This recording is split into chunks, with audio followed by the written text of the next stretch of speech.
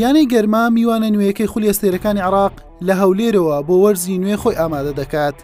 یانەکە ساڵی 2020 دامەزراوە خول بە خول لا پلەسەوە بۆ پلە 2 پلەیەک و نایابی بڕی تا گەیشت بە خولی ئەستێرەکان با سەرپەرشتی غازی فەهدی ڕاهێنەر بۆ ڕکابەری یانە گەورەکان ئامادەکاری تەواو دەکەن.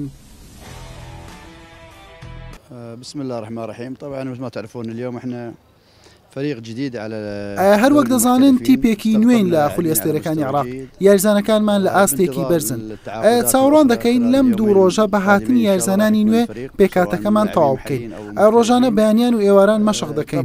یاریە دۆستانەکانیش ئەنجام دەدەین. لە ماوەی ئەم 10 ڕۆژە 3 بۆ 4 یاری دەکەین. سوپاس بەخوا لە سەرەتای ئامادەکاریەکان گەشتبینین و هەوڵ دەدەین بەردەوام بین لەسەر ئەم بارودۆخە لە خولیش. الحمد لله يعني الوضع الفريق في بداية إن شاء الله يبشر بالخير ونتمنى أنه نستمر على هذا الوضع في الدوري. ڕێباز عەبدوڵای گۆڵپارێزی کورد دوای ئەوەی وەرزی ڕابردوو یارمەتیدەری تیپەکە بوو بۆ گەیشتن بە خولی ئەستێرەکانی عێراق بۆ ئەم وەرزەش لەگەڵ تیپەکە بەردەوامە و دەیەوێت لە پێکاتەی سەرەکی خۆی بگونجێنێت تا بگاتە هەڵبژاردەی عێراقیش.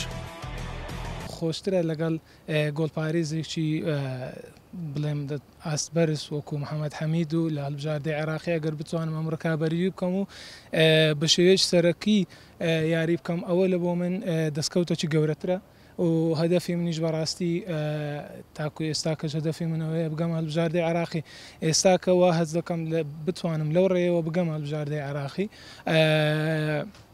و نوێبکردنەوەی بۆن دەکەم لەگەڵ یانەی گەرمە بەڕاستی یانەی گەرمە ساڵی ڕابردوو دەتوانم بڵێم ساڵێکی نایبمان بەڕێ کرد هەڵسوکەوتیان لەگەڵ لە من زۆر جیاواز بوو بۆیە اختیاری من یعنی اختیاری یەکەمم یانەی گەرمە بوو.